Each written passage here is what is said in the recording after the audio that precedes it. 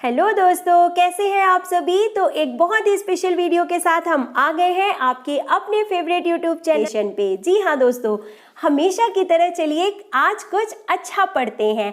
और स्क्रीन पे देख के आप समझ ही गए होंगे आज का टॉपिक है रेस्पिरेटरी सिस्टम। और इस वीडियो में हमने शामिल किए हैं 30 most important one liner related to respiratory system. पर दोस्तों क्या फर्क पड़ता है, ये वन लाइनर हो या एमसीक्यू हो, हमारे पढ़ाने का तरीका तो अब आपको पता चल ही गया होगा कि हम विद एक्सप्लेनेशन आपको सभी वीडियोस में क्वेश्चंस के आंसर्स प्रोवाइड करते हैं। जी हाँ दोस्तों, सिर्फ क्वेश्चन दिखाना, उनके आंसर्स पढ़ना, आपको रटाना, ये हमारे पढ़ाने का तरीका बिल्कुल नहीं है।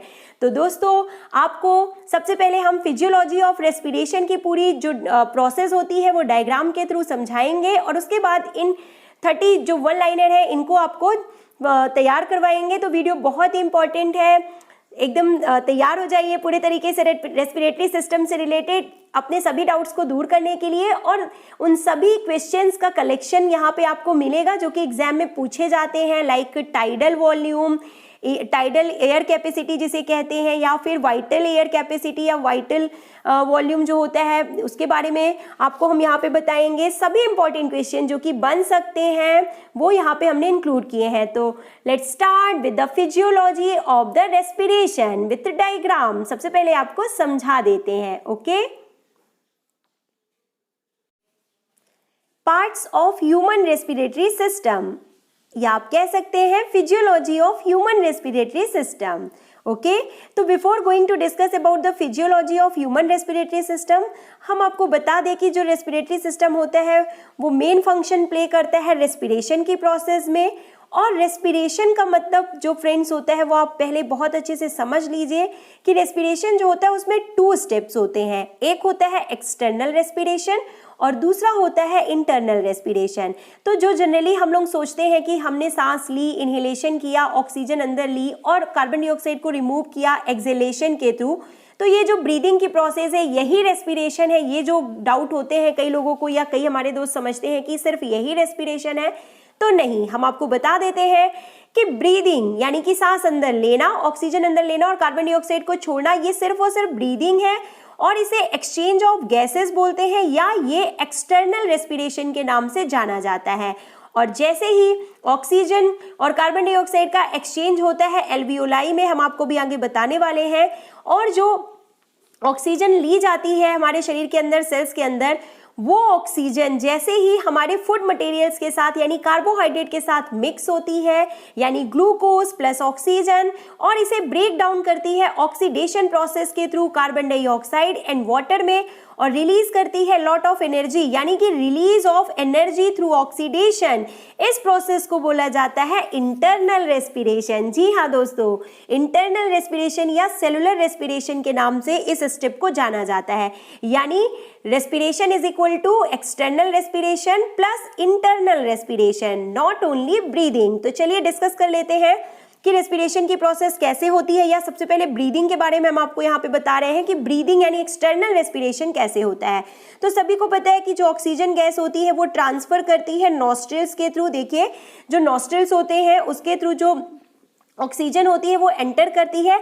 अब देखिए, जो सबसे पहले क्वेश्चन जो बनता है एग्जाम में वो ये है कि जो रेस्पिरेटरी ऑर्गन्स होते हैं उनका सीक्वेंस क्या होता है, क्रम से व्यवस्थित करके बताइए। तो सबसे पहले नॉस्ट्रिल्स, देन नेजल कैविटी, आप देख रहे हैं यहाँ पे नेजल कैविटी के बाद एक पार्ट आता है फेरिंग्स, फेरिंग्स के बाद आपको बताना होगा यहाँ पे लैरिंग्स, और लैरिंग्स के बाद आप आ जाएंगे ट्रैकिया पे, और ट्रैकिया के बाद फिर आपको बताना है कि ट्रैकिया 2 पार्ट्स में डिवाइड होती है जिन्हें बोलते हैं ब्रोंकाई, और फिर ब्रोंकाई जो होते हैं वो फर्दर ब्रोंकियोल्स में बटे होते हैं, और then alveoli and then lungs. यानी ये क्वेश्चन एक यहाँ पे आप अपना पहले क्लियर कर लीजिए दोस्तों कि जो सीक्वेंस होता है वो कैसा होता है, nostrils, nasal cavity, pharynx, larynx, trachea, bronchi, bronchioles, alveoli, then lungs. Okay, तो ये सीक्वेंस हो गया। अब हम आपको मैकेनिज्म बता देते हैं। तो सबसे पहले देखिए, नॉस्ट्रिल पार्ट आता है जहां से ऑक्सीजन एंटर करती है हमारे बॉडी में। तो नॉस्ट्रिल में हेयर्स पाए जाते हैं, it traps and it traps germs present in the inhaled air. जो भी ऑक्सीजन हम ले रहे हैं उसमें जो भी जर्म्स होते हैं या जो भी डस्ट पार्टिकल्स होते हैं उनको रिमूव करने का काम कौन करता है? Hairs which are present in nostril. Nostril के बाद जो पार्ट आता है वो क्या है? देखिए नेजल कैविटी।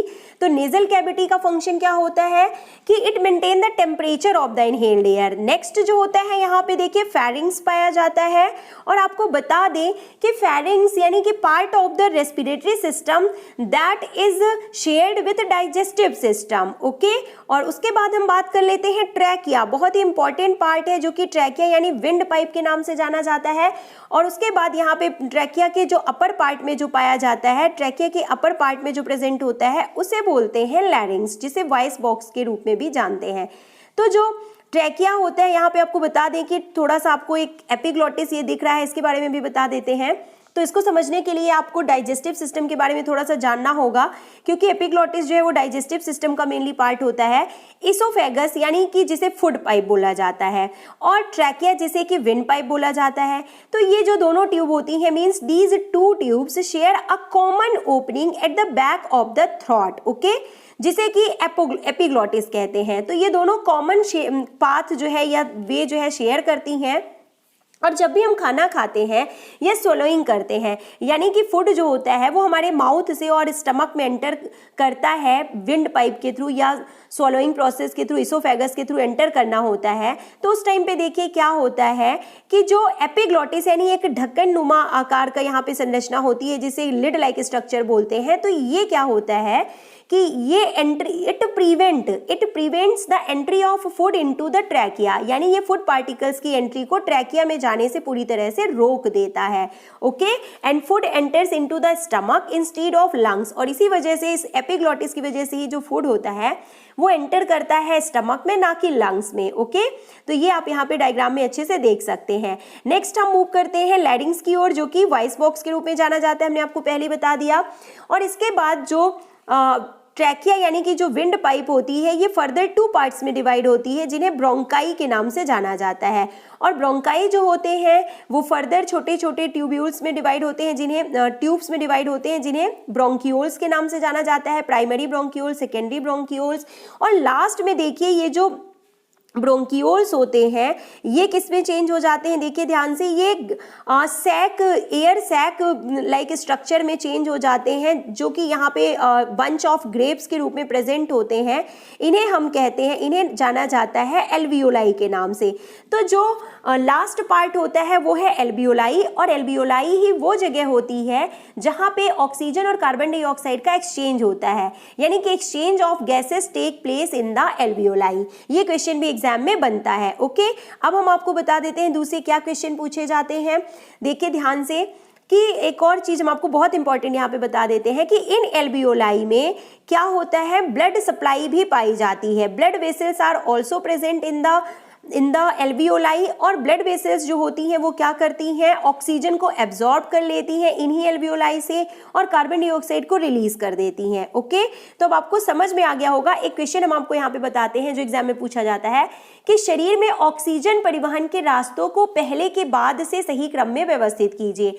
तो ऑक्सीजन परिवहन का जो सही सीक्वेंस होता है वो क्या होता है? देखिए ट्रैकिया, सबसे पहले ऑक्सीजन कहाँ पहुंचती है? तो आपको बता दें ट्रैकिया में, और ट्रैकिया के बाद फिर कहाँ जाती है? तो एल्वियोलाई में पहुंचेगी ट्रैकिया। ट्रैकिया के बाद आएगी एल्वियोलाई में, एल्वियोलाई से ये जाएगी ब्लड में, और ब्लड, क्योंकि ब्लड वेसल्स होती है एल्वियोलाई में, और ब्लड के बाद ये पहुंचे, ये ब्लड के थ्रू ब्लड जो है वो कहाँ जाएगा? हार्ट में जाएगा ऑब्वियसली, और हार्ट के बाद ये एंटर करती है आर्टरीज में, और आर्टरीज में यानी आर्टरीज के बाद ये सभी बॉडी पार्ट्स में यानी सेल्स में इसको पहुंचा दिया जाता है। तो इस तरह के क्वेश्चंस भी एग्जाम में पूछ लिए जाते हैं। तो आई होप कि आपको फिजियोलॉजी ऑफ रेस्पिरेशन यहाँ पे क्लियर हो गई होगी कि किस तरह। Now it's time for all one liner questions, जो कि स्क्रीन पे आपको दिख रहे हैं। और पहला क्वेश्चन है कि श्वास नली को क्या कहते हैं? तो इसे ट्रैकिया के नाम से जाना जाता है। और एग्जाम में पूछा जाता है कि विंड पाइप के नाम से किसे जाना जाता है? तो ट्रैकिया को। डिफ्यूजन की क्रिया कहाँ होती है? यानी एक्सचेंज ऑफ गैसेस जो होता है ऑक्सीजन और कार्बन डाइऑक्साइड का, जो कि डिफ्यूजन प्रक्रिया के द्वारा होता है, तो वो कहाँ पे होता है? तो सभी को पता है एल्वियोलाई में। देन ब्रोंक्यूल्स या ब्रोंकाई जो होते हैं वो किस सिस्टम का पार्ट होते हैं? तो सभी को पता है रेस्पिरेटरी सिस्टम का। नेक्स्ट, हवा में कितना प्रतिशत नाइट्रोजन होता है, और बात की जा रही है एटमॉस्फेरिक नाइट्रोजन, एयर में नाइट्रोजन कितना होता है, तो 78%। एक सामान्य व्यक्ति 1 मिनट में कितनी बार सांस लेता है, तो 12 से 20 बार। ओके, अस्थमा डिसीज जो होता है शरीर के किस भाग को प्रभावित करता है, तो लंग्स को। केवीएस में कई बार ये क्वेश्चन पूछा जा चुका है। एपिग्लोटिस, एपिग्लोटिस के बारे में हमने आपको बताया है कि ये पाचन तंत्र का एक हिस्सा होता है and it prevents the entry of food particles into wind pipe. Okay, next question, श्वास नली के ऊपर एक छोटा सा ढक्कन नुमा भाग होता है। अगेन बात की जा रही है एपिग्लोटिस की, हमने आपको समझा दिया है किस क्रिया में कार्बन डाइऑक्साइड निकलती है, यानी एक्सेलेशन, ब्रीदिंग के एक्सेलेशन प्रोसेस में, यानी श्वसन प्रक्रिया में यहाँ पे होगा करेक्ट आंसर। मनुष्य द्वारा सांस में ली गई वायु में ऑक्सीजन की मात्रा कितनी होती है, तो इनहेल्ड एयर में पूछा जा रहा है कि ऑक्सीजन कितनी होती है, तो 21% होती है। साथ ही साथ आपको बता देते हैं कि जो एक्सेल्ड एयर होती है उसमें भी ऑक्सीजन होती है, और कितनी होती है, 16.4%। ये आपको बहुत अच्छे से यहाँ पे ये पॉइंट ध्यान से सुनना है कि इनहेल्ड एयर में 21% और जो एक्सेल्ड एयर होती है उसमें 16.4% ऑक्सीजन होती है। ओके, साथ ही साथ आपको बता देते हैं कि कार्बन डाइऑक्साइड इनहेल्ड एयर में 0.03% होती है और एक्सहेल्ड एयर में 4% कार्बन डाइऑक्साइड होती है। ओके, तो आप ये बिल्कुल मत सोचिए कि इनहेल्ड मतलब सिर्फ ऑक्सीजन इनहेल की जाती है और एक्सहेल मतलब सिर्फ कार्बन डाइऑक्साइड एक्सहेल की जाती है। Let's move to next question. और नेक्स्ट क्वेश्चन में हमने आपको बता दिया है कि जो निकलने वाली वायु होती है, यानी एक्सहेल्ड वायु में कार्बन डाइऑक्साइड की मात्रा कितनी होती है, तो 4.04%। श्वसन तंत्र का मुख्य कार्य क्या होता है, तो एक्सचेंज ऑफ गैसेज होता है और साथ ही साथ release of energy. Okay, cellular respiration. श्वसन द्वारा बाहर निकली हुई वायु में सबसे अधिक मात्रा किसकी होती है, तो नाइट्रोजन की। इनहेल्ड एयर में नाइट्रोजन जो होती है वो 78% होती है और एक्सहेल्ड एयर में भी नाइट्रोजन 78% होती है। तो फ्रेंड्स, एक ये डाउट भी आप यहाँ पे दूर कर लीजिए कि ऑक्सीजन और कार्बन डाइऑक्साइड के साथ साथ इनहेल्ड और एक्सहेल्ड दोनों एयर में 78% नाइट्रोजन भी प्रेजेंट होती है। ओके, वाइटल कैपेसिटी किस यंत्र से मापी जाती है, तो स्पाइरोमीटर से। और एक बार सांस लेने की प्रक्रिया कितने सेकंड में पूरी होती है, तो 5 सेकंड में। फेरिंग्स किस तंत्र का मेन भाग होता है, तो श्वसन तंत्र का। Now it's time for most important question of the series. बहुत इंपॉर्टेंट क्वेश्चन है और ध्यान से पढ़िए, जो कि एग्जाम में पूछा जाता है कि वाइटल कैपेसिटी का फॉर्मूला क्या होता है। तो आपको बता देते हैं, vital capacity is equal to tidal volume plus complementary plus supplementary air. अब आपको इन सभी टर्म्स का मतलब हम अच्छे से समझा देते हैं। देखिए, सबसे पहले टाइडल वॉल्यूम की बात कर लेते हैं। तो टाइडल वॉल्यूम यानी टाइडल एयर कैपेसिटी के नाम से भी इसे जाना जाता है और it is defined as amount of air that moves in and out of the lungs with each breath in normal restive mode। यानी कि वायु की वह मात्रा जो प्रत्येक श्वसन क्रिया में फेफड़ों के अंदर व बाहर ले जाई जाती है। प्रत्येक श्वसन क्रिया में, यानी आप क्या कह सकते हैं सिंपल वर्ड्स में कि it is amount of air which is inhaled और एक्सहेल्ड ड्यूरिंग इंस्पिरेशन और एक्सपिरेशन, तो that is known as tidal volume. Okay, और इसका जो अमाउंट होता है वो नॉर्मल इंडिविजुअल्स में कितना होता है, तो 500 से 800 सीसी तक होता है और यह एक्सरसाइज के समय बढ़कर 3000 मिलीलीटर पर मिनट भी हो जाता है। ओके, नेक्स्ट हम बात कर लेते हैं, जो कि बहुत इंपॉर्टेंट क्वेश्चन है कि वाइटल कैपेसिटी को कैसे डिफाइन करते हैं। तो अभी हमने बोला कि रेस्टिव मोड में जो हवा की मात्रा अंदर और बाहर ली जाती है फेफड़ों में, वो टाइडल वॉल्यूम है।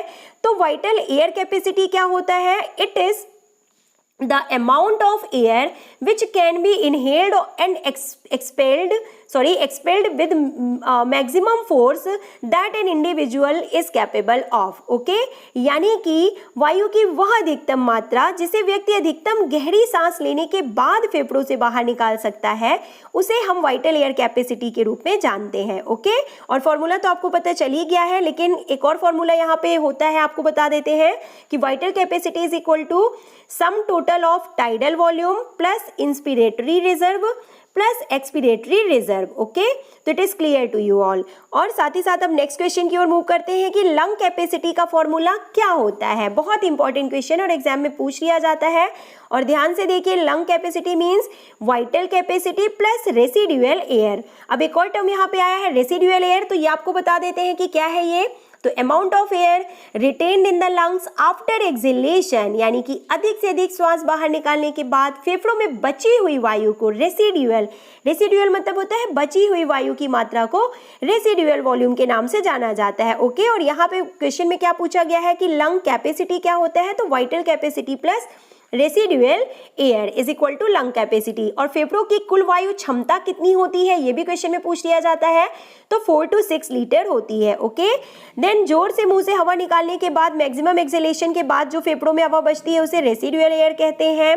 आराम की स्थिति में सामान्य व्यक्ति 1 मिनट में कितनी मिलीलीटर ऑक्सीजन लेता है, तो 250 to 350 मिलीलीटर पर मिनट। ओके, नेक्स्ट क्वेश्चन, शारीरिक अभ्यास के दौरान एक खिलाड़ी 1 मिनट में कितनी ऑक्सीजन लेता है, तो क्या हो जाएगा 4500 to 5000 मिलीलीटर, जो कि हमने आपको बताया है कि नॉर्मल टाइडल वॉल्यूम जो होता है वो 500 to 800 होता है। ओके, यहाँ पे 250 to 350 दिया है, बट ये 500 to 800 सीसी होता है। और जो है एक्सरसाइज के समय ये बढ़ के 45 to 5000 मिलीलीटर पर मिनट हो जाता है। नेक्स्ट, डायफ्राम जो होता है किस सिस्टम का भाग है, तो diaphragm is related to respiratory system.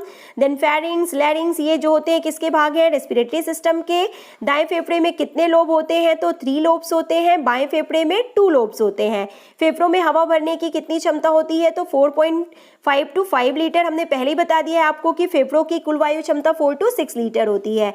शरीर में गैसों का आदान प्रदान कहाँ होता है, तो सभी को पता है एल्वियोलाई में होता है। अगर आपने अभी तक हमारे चैनल को सब्सक्राइब नहीं किया है तो कर लें, और वीडियो को अपने सभी दोस्तों को शेयर कीजिएगा, लाइक कर दीजिए वीडियो को, और अपने व्यूज़ हमें कमेंट बॉक्स में लिख के ज़रूर बताइएगा।